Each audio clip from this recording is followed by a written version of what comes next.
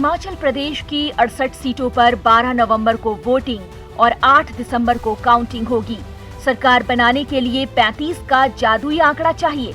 ऐसा कहा जाता है कि जिस पार्टी ने भी कांगड़ा, मंडी और शिमला जिले की सीटों पर कब्जा कर लिया, समझो सत्ता पर उसका कब्जा हो गया। इसे आप विधानसभा के चुनावी नतीजों से भी समझ सकते हैं। 2003 में कांगड़ा में 16 विधानसभा की सीटें थी, जो 2007 में परिसीमन के बाद 15 हो गयी। कांगड़ा को हिमाचल प्रदेश का सबसे महत्वपूर्ण जिला माना जाता है। 15 विधानसभा क्षेत्रों वाले कांगड़ा जिले में सबसे ज्यादा आबादी है। वहीं मंडी में 10 और शिमला में 8 सीटें हैं। हालांकि शिमला की सीटों पर कांग्रेस का ही वर्चस्व देखने को मिलता है। कहा जाता है कि जिस भी पार्टी ने इन सीटों पर कब्जा किया, उसकी देवभूमि में सरकार बनना तय मानी जाती है। 2003 में कांगड़ा की 16 सीटों में से 11 सीटें कांग्रेस के खाते में गयी। बीजेपी को महज 4 सीटों से संतोष करना पड़ा था और 1 सीट पर निर्दलीय का कब्जा हुआ। वहीं मंडी की 10 सीटों में से 6 सीटें कांग्रेस और 2 सीटों पर बीजेपी की जीत हुई। वहीं 2 सीटों पर HBC यानी कि हिमाचल विकास कांग्रेस और 1 सीट MLHP को मिली थी। वहीं शिमला की 8 सीटों में से 5 सीटों पर कांग्रेस ने बाजी मारी, जबकि बीजेपी का खाता तक नहीं खुला। वहीं 3 सीटों पर निर्दलीय का कब्जा हुआ। कुल मिलाकर 2003 में कांगड़ा, मंडी और शिमला में प्रदर्शन काफी बेहतर रहने के कारण सरकार कांग्रेस की बनी। वहीं 2007 में कांगड़ा की 15 सीटों में से 5 पर कांग्रेस ने जीत दर्ज की, तो बीजेपी ने 9 सीटों पर फतह हासिल की। मंडी की 10 सीटों में से 3 कांग्रेस और 6 बीजेपी के खाते में गई, जबकि 2 पर अन्य का कब्जा हुआ। शिमला की 8 सीटों में से 5 पर कांग्रेस का परचम लहराया, तो बीजेपी ने पुराने परिणामों से सीख लेते हुए फोकस किया और 2 सीटों पर काबिज हो सकी, जबकि 1 पर अन्य का कब्जा हुआ।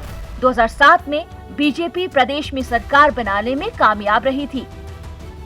साल 2012 की बात करें तो कांगड़ा की 15 सीटों में कांग्रेस का प्रदर्शन यहां काफी अच्छा रहा और 10 सीटों पर कब्जा किया, जबकि बीजेपी के खाते में महज 3 सीटें आईं, 2 पर अन्य का कब्जा रहा। मंडी में बीजेपी और कांग्रेस के बीच दिलचस्प मुकाबला देखने को मिला। 10 सीटों में से दोनों ही पार्टियां 5-5 सीटों पर कब्जा करने में सफल रही। इधर शिमला की 8 सीटों में से 6 सीटों पर कांग्रेस और 1 सीट पर बीजेपी ने जीत दर्ज की, जबकि अन्य के खाते में 1 सीट गई। साल 2012 में बीजेपी को सत्ता से दूरी झेलनी पड़ी और कांग्रेस ने अपनी सरकार बनाई।